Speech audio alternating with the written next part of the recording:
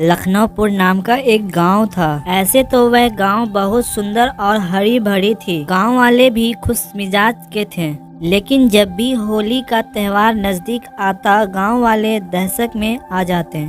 एक दिन गांव वाले गांव के चौपाले में बैठकर बात कर रहे थे।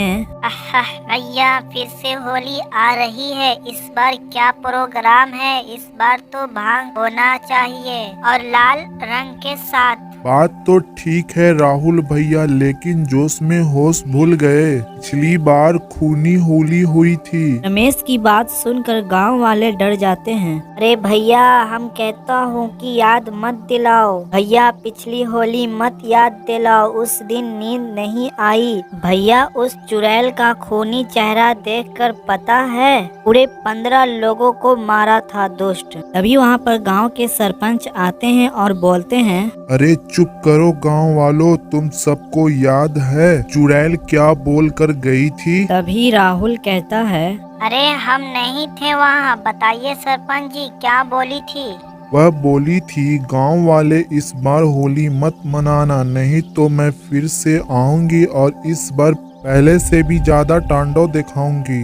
आप सब लोग भी ना, चुड़ैल से हम नहीं डरते भाई। हाँ, और हम तो होली खेलेंगे, देखते हैं कौन आता है। ऐसा कहकर राहुल वहाँ से चला जाता है। धीरे धीरे समय बीत जाता है और होली का दिन आ जाता है। होली के दहन के दिन राहुल के कहने से लकड़ी जमा करते हैं और रात होते ही लकड़ी में आग लगाते हैं। देखो गांव वालों, आज तो होली भी जला ली, कोई भूत नहीं आया। तुम लोग यूं ही चिंता करते हो भाई।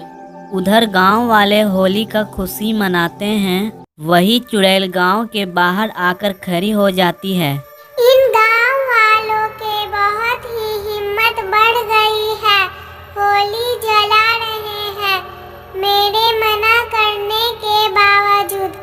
हा हा हा, आज तो नहीं छोड़ूंगी। तभी गांव के छुट्टन और पुट्टन वहां से निकलकर अपने घर चलने लगते हैं। चुड़ैल उनका पीछा करने लगती है। अरे भाई जरा रुको, हमको जोरों का आया है, कर लेते हैं तो चलते हैं। ऐसा कहकर छुट्टन टॉयलेट करने जाता है। तभी चुड़ैल आती है और दोनों को मार देती है। सुबह होने के बाद छुट्टन और पुट्टन का लाश गांव के जंगल के पास मिलता है। तभी सरपंच कहते हैं, मैंने मना किया था कि होली मत मनाओ, लेकिन तुम सब ने मेरी बात नहीं मानी। सरपंच जी, मुझे माफ कर दो, मेरी वजह से दोनों की मौत हो गई। मुझे माफ कर दो गांव वालों। थोड़ी देर बाद वहां पर एक तांत्रिक बाबा आते हैं। अपने तांत्रिक विद्या से उस चुड़ैल को बुलाते हैं और फिर कहते हैं, तू गांव वालों को क्यों परेशान कर रही है? मेरे रहते इस गांव में होली नहीं होगा। अगर जो भी होली खेलेगा उसे मार दूंगी। ऐसा कहकर वह चुड़ैल वहां से चली जाती है। फिर तांत्रिक बाबा कहते हैं, तुम लोग परेशान मत हो, इस बार होली मत मनाओ, अगली बार होली मनाना और अपने तांत्रिक विद्या से उस चुड़ैल का आत्मा कैद कर लेता हूँ। फिर तांत्रिक ने हवन किया सभी गांव वालों के साथ। फिर उस गांव में सब होली खेलने लगे और ऐसी कोई भी दुर्घटना नहीं हुई और सभी गांव वाले खुशी खुशी होली खेलने लगे।